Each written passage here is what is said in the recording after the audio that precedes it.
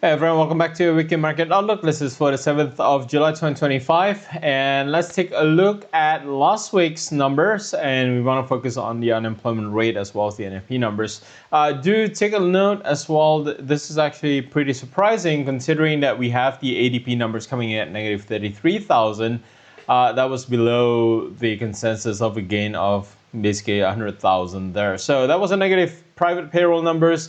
And then the BLS numbers was actually very positive. We had a previous month revised up to 144 from 142, and we got 147,000, where the consensus was looking at 100,000 to 110,000 of gains.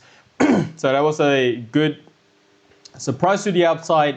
And the much bigger surprise was basically the unemployment rate as well. This one here dropped down to 4.1% from 4.2%, where analysts were expecting a jump up to 4.3%. So overall, it is a positive numbers for the U.S. economy there.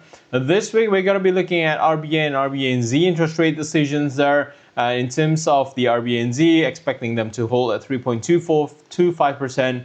RBA is expected to cut rates by 25 basis points from 3.85 to 3.6. FOMC meeting minutes probably wouldn't affect too much here, considering the data last week was overall positive for the labor market there. So the FOMC is unlikely to start cutting interest rates aggressively looking at those data.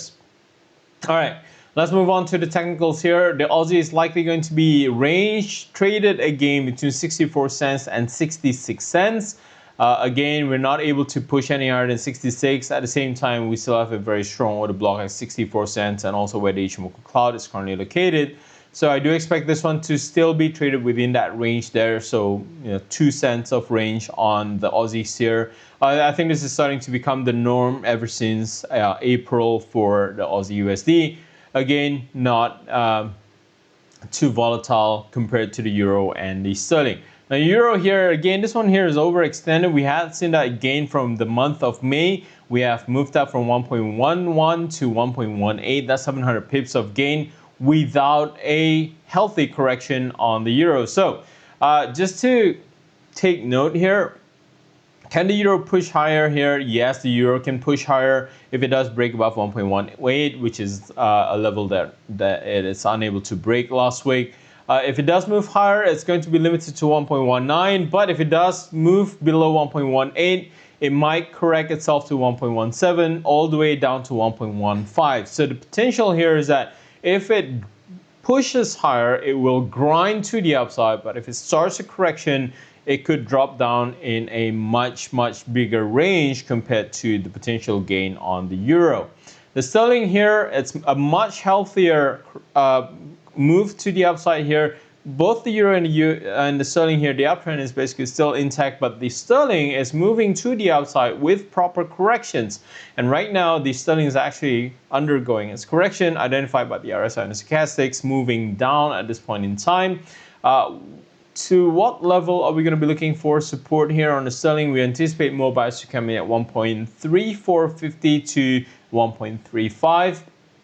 And we're still tracking this one here lower as price opens the week below the weekly pivot. So there's a higher probability that it might actually move closer to 1.35 at this point in time before moving up higher on the sterling once the correction is complete. Now, lastly, we have the dollar Japanese yen. This one here is still stuck inside that symmetrical triangle that has been developed since April. 3 months of symmetrical triangle.